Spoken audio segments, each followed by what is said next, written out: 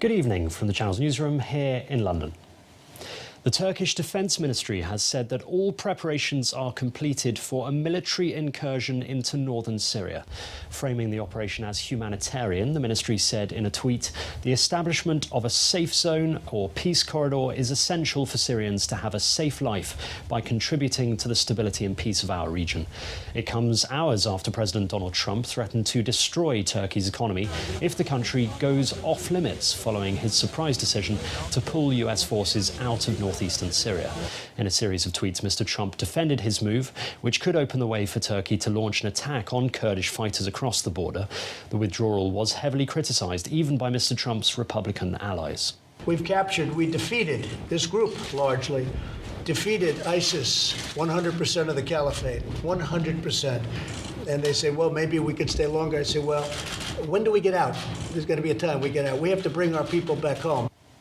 Ecuador's president has temporarily moved government operations from the capital Quito to the port city of Guayaquil amid protests sparked by the end of fuel subsidies. President Lenin Moreno said he would not back down on the fuel price hike and accused his opponents of attempting a coup. It came after more protests and road blockades led by indigenous groups. Hundreds have been arrested amid Ecuador's worst unrest in years.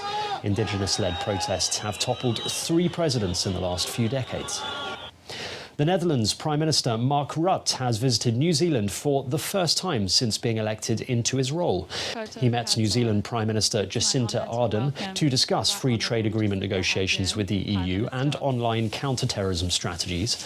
They then participated in a climate change panel at the University of Auckland following the release of a joint statement stating their commitment for climate action. The Caribbean islands that are part of our kingdom are especially vulnerable to the effects of climate change.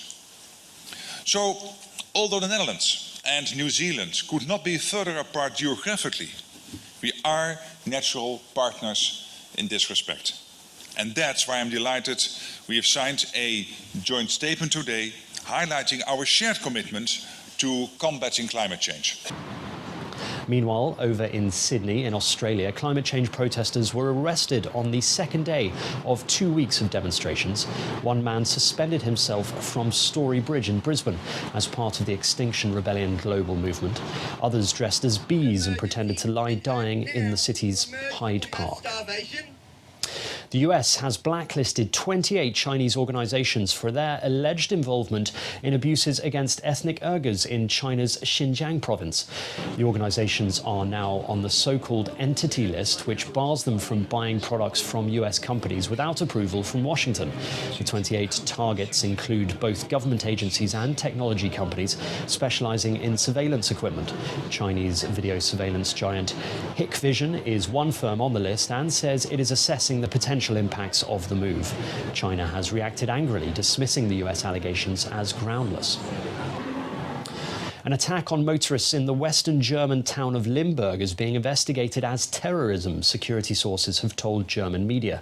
On Monday, a man hijacked a lorry and ploughed into 8 vehicles waiting at a traffic light, injuring 8 people. 7 people were treated in hospital. Local media report that a 32-year-old Syrian man has been arrested. 5 more wild elephants have been found dead after plunging down a ravine in Thailand following the discovery of 6 elephants this weekend. A spokesman for the Department of National Parks announced that 5 more elephants' bodies were discovered on Tuesday after the drone images revealed a further 5 levels of waterfalls that previously aerial photos could not capture. Khao Yai National Park rangers used drones to look into the bottom of the ravine that the 6 others had fallen down and then drowned in raging water on Saturday. It's thought they were attempting to rescue a 3-year-old member of the herd that had fallen into the waterfall. And finally, 3 scientists have been awarded the 2019 Nobel Prize in Physics for groundbreaking discoveries about the universe.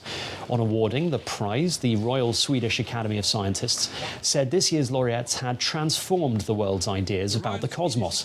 James Peebles was awarded half the prize for theoretical discoveries in physical cosmology, while Michael Mayer and Didier Queloz shared the other half for their discovery of an exoplanet orbiting a solar-type star.